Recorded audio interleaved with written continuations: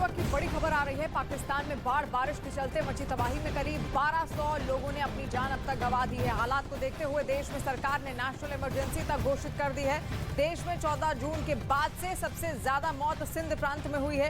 कराची से लेकर पंजाब बलूचिस्तान में हालात अब भी चिंताजनक बने हुए हैं। पाकिस्तान मीडिया के मुताबिक देश का 70% हिस्सा बाढ़ की चपेट में है और सबसे ज्यादा सिंध प्रांत मार झेल रहा है। इस भयानक बाढ़ से पाकिस्तान में 3 करोड़ लोग बेघर इस वक्त हो चुके हैं।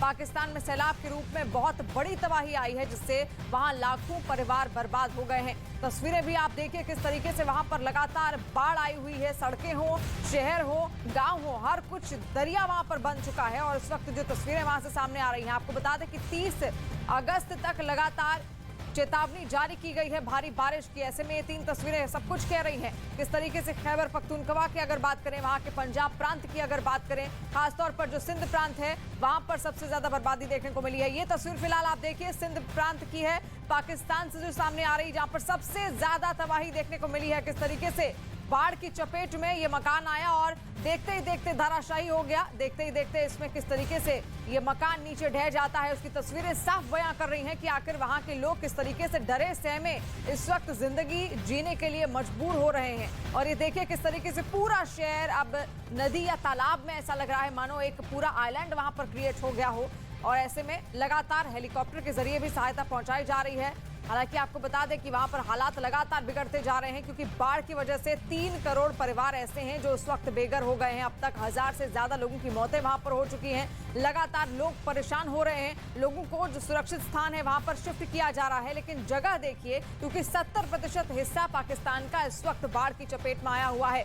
और 14 जून से लगातार मूसलाधार बारिश हो रही है। सबसे ज्यादा बारिश जो देखने को मिली है वो है सिंध प्रांत में, जो दक्षिणी हिस्सा है पाकिस्तान का, वहां पर। लेकिन फिलहाल ये तस्वीरें आप देखिए किस तरीके से अपनी जान बचाने के लिए लोग वहां पर नाव का सहारा ले रहे हैं, और या फिर कुछ भी कर केवल अपनी जान वो बचाना चाहते हैं, क्योंकि लगातार भारी बारिश वहां पर हो रही है। 80% फसल वहां पर बर्बाद हो चुकी है। चुनौतियां कम नहीं है इस वक्त पाकिस्तान में जो लोग रह रहे हैं उनके लिए, लेकिन लगातार कोशिश वहां की जो सरकार है उसकी ओर से भी की जा रही है। हेलीकॉप्टर के जरिए वहां पर लोगों का रेस्क्यू किया जा रहा है। लेकिन कहीं ना कहीं जो तस्वीरें सामने आ रही हैं वो ये बयां कर रही हैं कि आखिर वहां पर जो लोग इस वक्त रह रहे हैं उनके सामने कितनी बड़ी समस्या खड़ी हो गई है। खाने की बात करें, पानी पीने का वहां पर अब नहीं बचा है, क्योंकि लगातार बाढ़ का पानी ही चारों ओर फैला हुआ है। और ऐसे में रहने की समस्या भी अब उनके सामने खड़ी हो गई है। 3 करोड़ से ज्यादा लोग ऐसे हैं जो इस वक्त बेघर हो चुके हैं। और सड़कें अगर बात करें, लगातार दरिया बनी हुई है। तो ऐसे में लोगों के लिए चुनौती भी बहुत बड़ी है